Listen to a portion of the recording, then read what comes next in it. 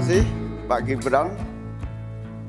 Pak Gibran ini telah berhasil menjadi wali kota sekaligus pengusaha yang sukses. Bahkan berbagai proyek-proyek besar telah berhasil dibangun di Solo. Ini menjadi prestasi, tetapi kita ingin prestasi ini ditularkan kepada yang lain. Saya ingin Pak Gibran menyampaikan tips and tricks agar bupati, wali kota, dan pemerintah daerah yang lain bisa belajar agar proyek-proyek besar bisa dimasukkan di kota Solo. Bagaimana caranya ini? Baik, Gus Muhaimin, saya jelaskan ya. Sekarang Indonesia itu sudah memulai yang namanya pemerataan pembangunan. Yang dibangun bukan hanya Solo saja. 53% investasi kita sudah ada di luar Jawa. Kalau kita pengen fair ya Gus, jumlah proyek, jumlah anggaran yang digelontorkan ke Solo sebelum saya jadi wali kota itu lebih besar. Saya tahulah ini arah pertanyaannya kemana. Tapi yang jelas ini Gus, apa yang sudah dibangun, yang kita lihat bukan bangunan fisiknya saja, tapi kita lihat impact-nya ke warga. Bangun masjid menggunakan CSR dari Abu Dhabi. Impact-nya apa? UMKM kita sekarang melesat, wisata kita melesat. Kemarin waktu Idul Fitri, kunjungan wisatawan ke Solo melebihi Jogja. Itu impact-nya. Lalu kita lihat, kita punya kebun binatang Solo Safari, tidak pakai APBN. Masjid tidak pakai APBN. Tapi impact-nya apa? Impact-nya ke masyarakat.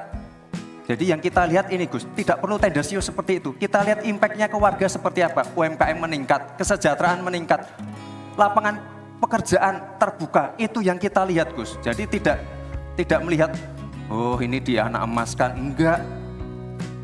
Pemerataan pembangunan itu sudah terjadi di mana-mana, bukan hanya di Solo. Dan itu fakta loh Gus. Proyek di Solo sebelum saya menjabat itu lebih banyak. Fakta itu. Terima kasih. Ya, yang saya tanyakan belum dijawab. Saya itu tanya tips and triknya agar investasi ataupun proyek-proyek besar bisa di sana. Sebab saya lihat itu ada 32 proyek pemerintahan pusat, ada juga berbagai program-program yang luar biasa, patut kita banggakan. Dibandingkan dengan misalnya Kota Madiun yang hanya 11%, Cirebon hanya 7%, Tasikmalaya. Kita ingin triknya apa? Sehingga akses pendanaan pembangunan itu bisa bersifat adil dan merata.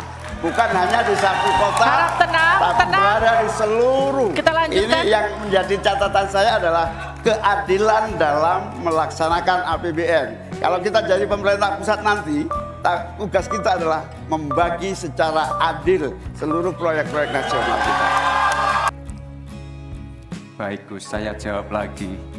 Sebelum ada proyek dari pusat masuk, kita ya, para wali kota ya harus menyiapkan yang namanya readiness kriteria. Kalau nggak ada itu, nggak mungkin proyek itu masuk. 2, kita sebagai wali kota harus menyiapkan hal-hal non-teknis. Relokasi, nego dengan warga-warga, bantaran sungai, bantaran rel kereta api.